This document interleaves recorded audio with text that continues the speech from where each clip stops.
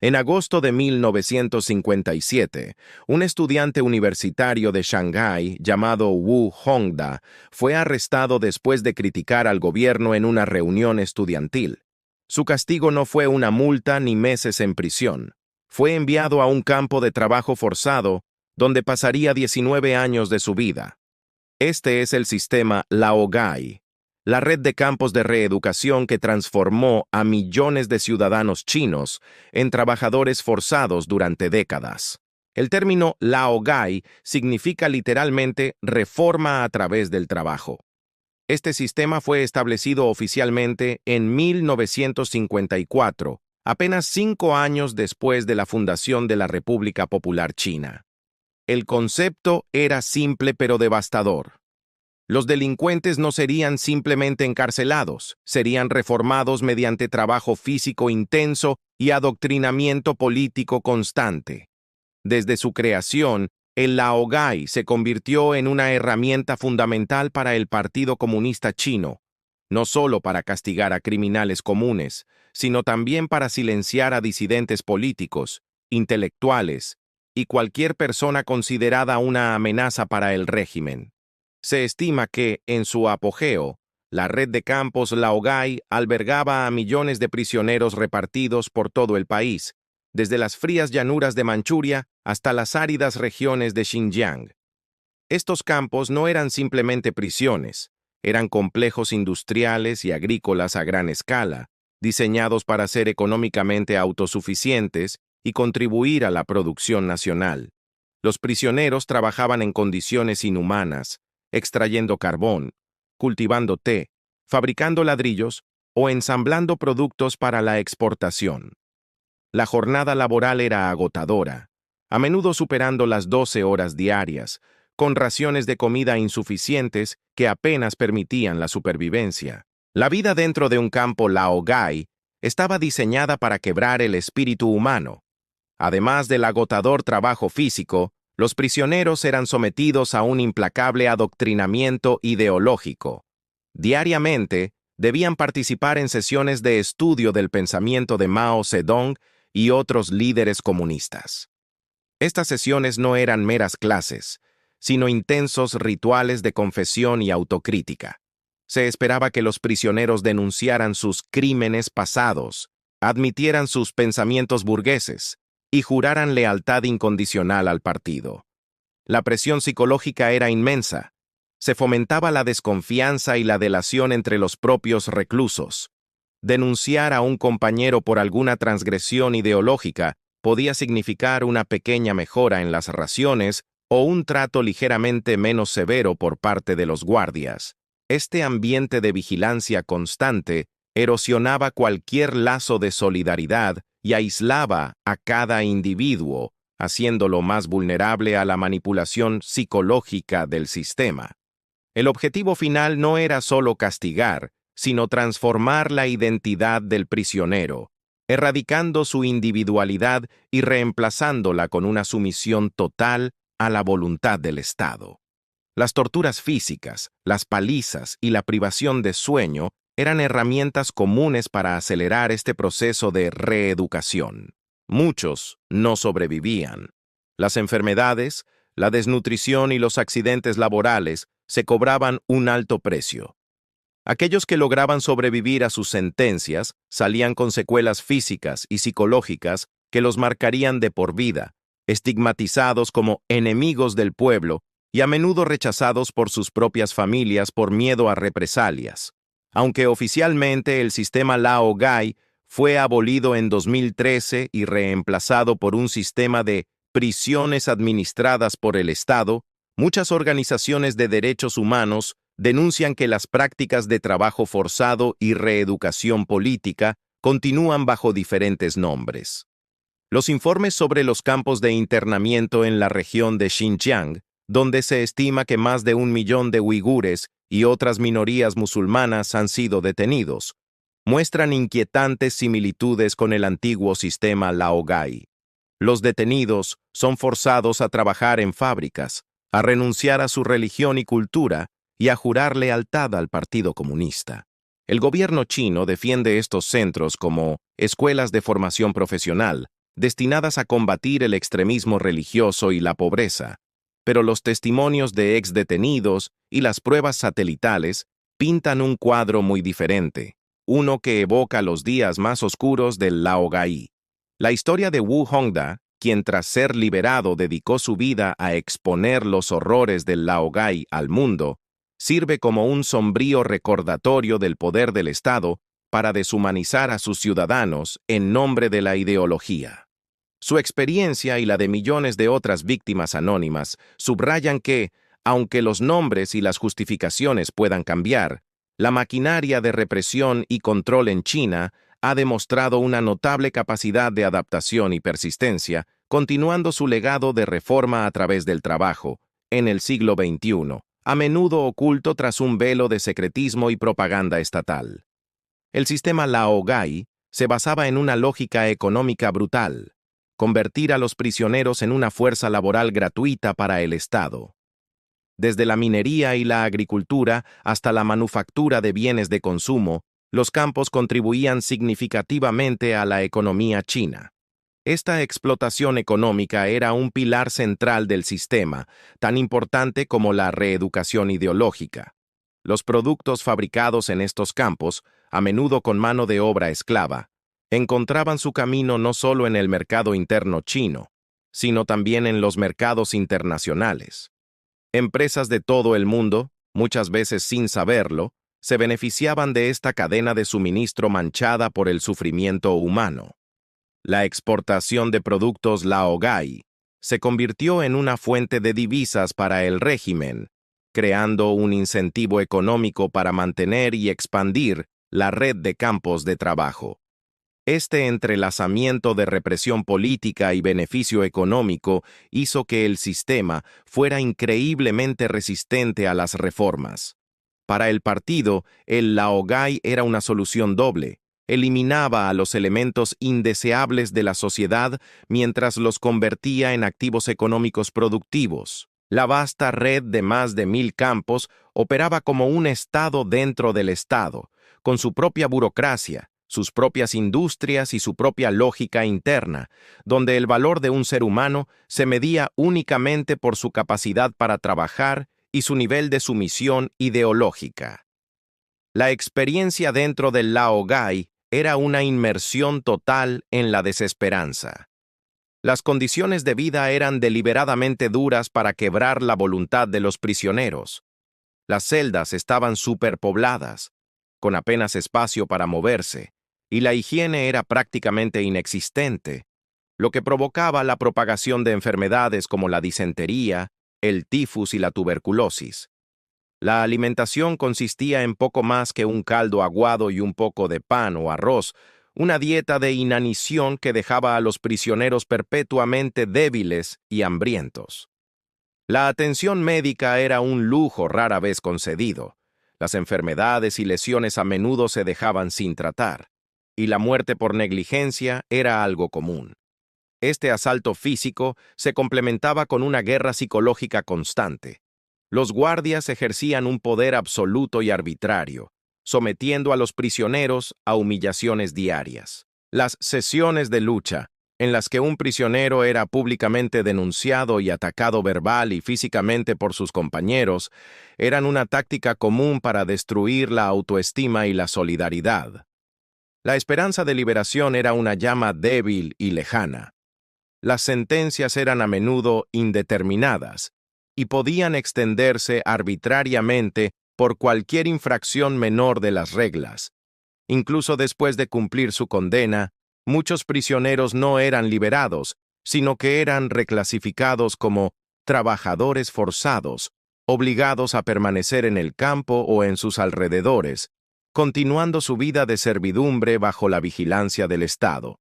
Esta política aseguraba una fuerza laboral permanente y evitaba que las historias de lo que ocurría dentro de los muros del Laogai se difundieran. A pesar de los esfuerzos del gobierno chino por mantener el sistema en secreto, la verdad sobre el Laogai comenzó a filtrarse al mundo exterior gracias a la valentía de supervivientes como el propio Wu Hongda.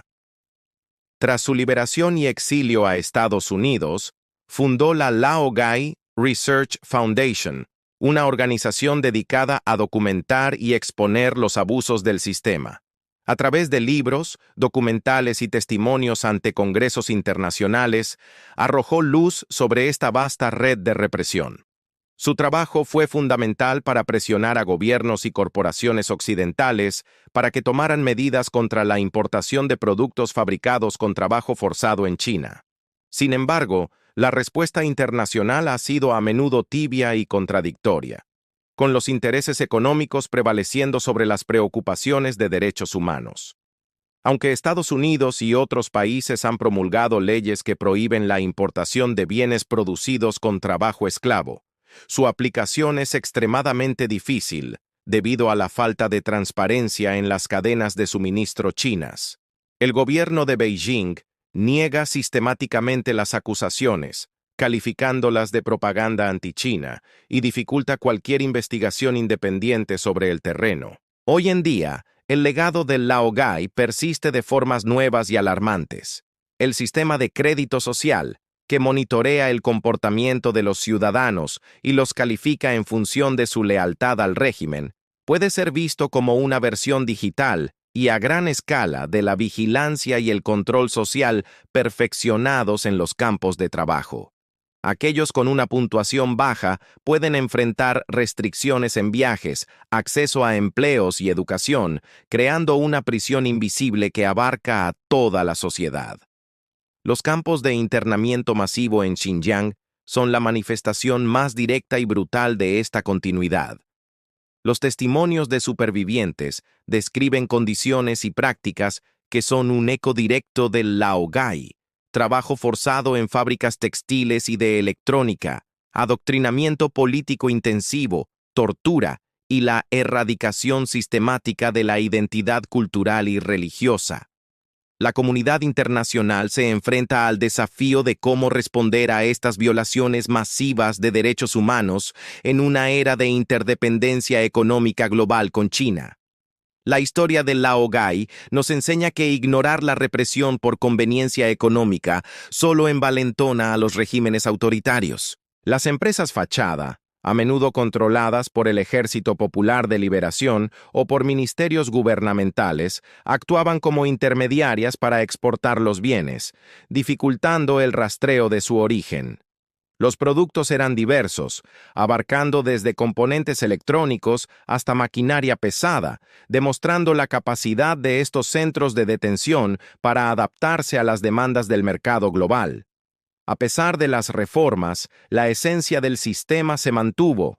El trabajo forzado seguía siendo el pilar de la reforma penitenciaria, generando ingresos significativos para el Estado mientras se mantenía un estricto control sobre la población carcelaria.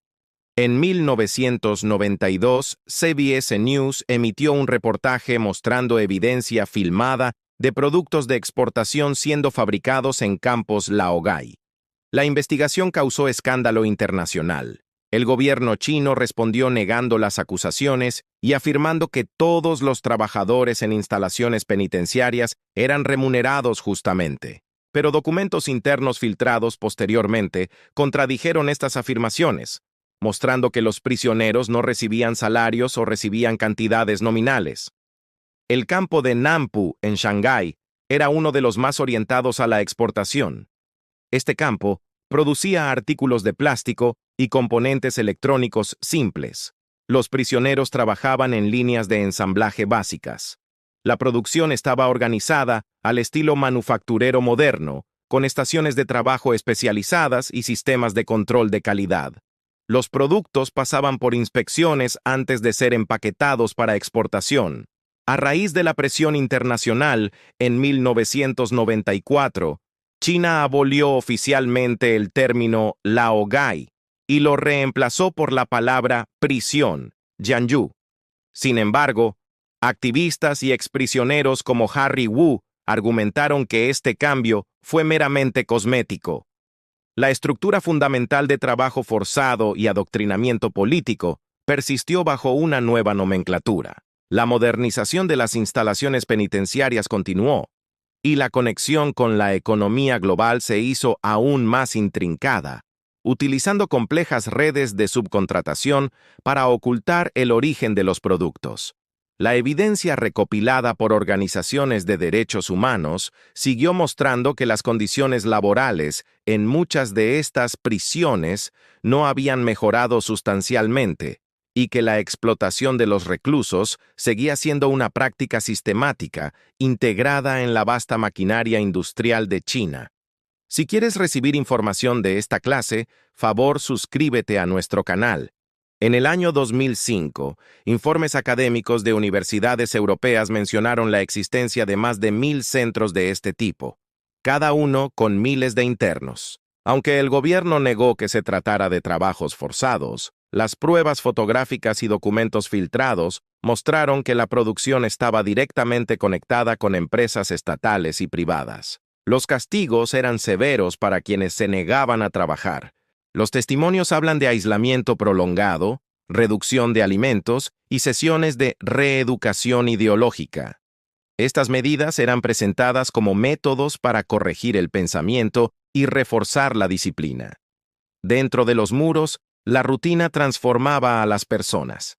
El trabajo era visto como una forma de control, pero también como un medio para sostener económicamente a las instituciones penitenciarias. La lógica era clara. El prisionero debía pagar su propia manutención con el fruto de su esfuerzo. A medida que el país crecía económicamente, el sistema penitenciario también cambió su función. Las prisiones y los campos de trabajo se convirtieron en una red de producción que apoyaba a diferentes sectores industriales. A principios de la década del 2010, informes oficiales mostraban que los reclusos fabricaban desde textiles hasta piezas metálicas y partes de maquinaria.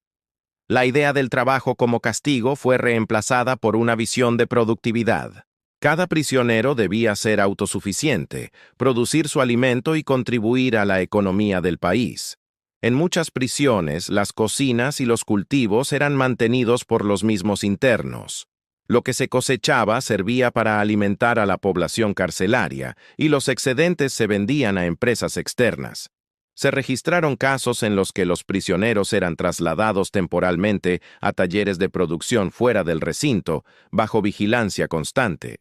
Estos lugares operaban en silencio, sin rótulos visibles, y su producción se integraba a cadenas comerciales más amplias. Los trabajadores no recibían sueldos reales, se les otorgaban vales internos que solo podían usar dentro del sistema. Durante estos años, los castigos físicos se redujeron oficialmente, pero los informes de la ONU y de medios internacionales mostraron que las presiones psicológicas y las sanciones laborales seguían siendo comunes. El cumplimiento estricto de las cuotas era una forma de medir la obediencia. Quien fallaba era trasladado a zonas de castigo o perdía el derecho a comunicarse con su familia. En la provincia de Heilongjiang, registros judiciales revelaron que algunos internos fueron obligados a producir carbón vegetal y ladrillos bajo condiciones extremas de temperatura. En las fábricas de Sichuan se detectó la confección de uniformes y artículos escolares. En ambos casos, las autoridades locales justificaron la práctica como programas de reintegración laboral. Durante la segunda mitad de la década del 2010, periodistas y activistas lograron obtener fotografías y cartas clandestinas. Una de ellas, hallada en un producto exportado, describía la vida dentro de un taller cerrado donde los trabajadores dormían junto a las máquinas. Esa evidencia se convirtió en símbolo de una realidad que permanecía oculta. Las reformas legales anunciadas por el gobierno eliminaron el nombre antiguo del sistema Laogai, pero la estructura permaneció con otros nombres. Los prisioneros seguían produciendo, aunque ahora bajo programas denominados Centros de Educación Correccional. En esencia, el trabajo continuó siendo obligatorio. Al llegar la década del 2020, la tecnología se integró por completo al control penitenciario. Las cámaras de reconocimiento facial, los brazaletes electrónicos y los sistemas de seguimiento permitieron monitorear cada movimiento de los internos.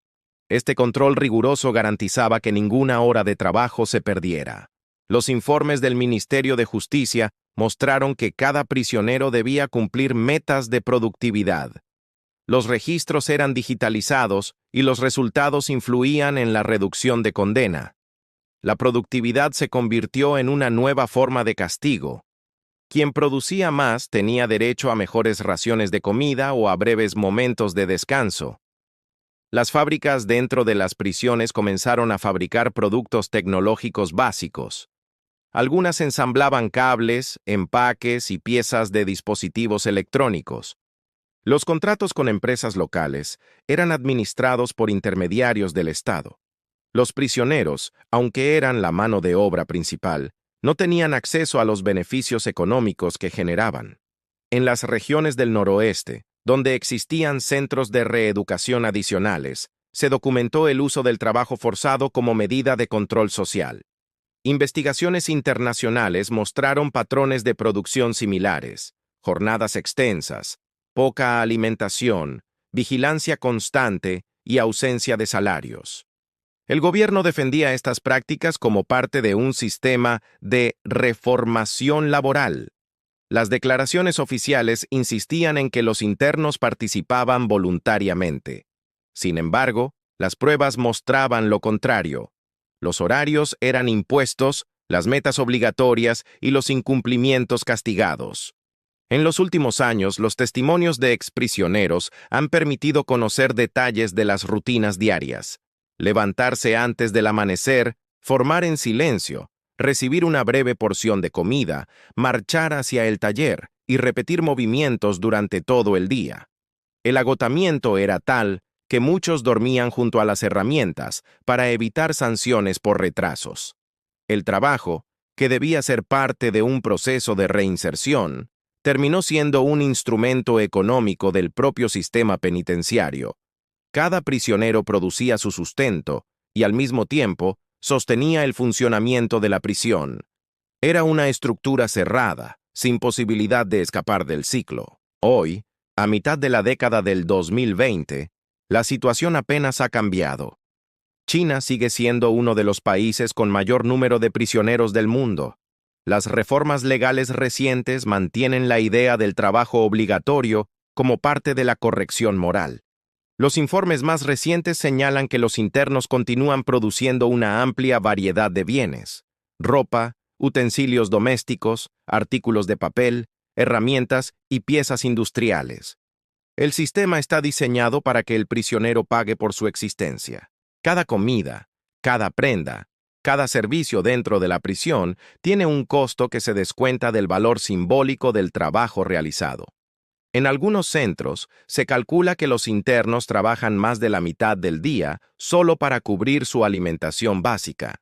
Las cadenas de producción se han vuelto más discretas. Las empresas estatales utilizan intermediarios para evitar rastros directos entre los talleres penitenciarios y los productos exportados. Sin embargo, rastros de documentos internos filtrados muestran que todavía se mantienen vínculos entre algunas prisiones y corporaciones que suministran al mercado global. En el interior del país, la información sobre estos lugares sigue siendo limitada.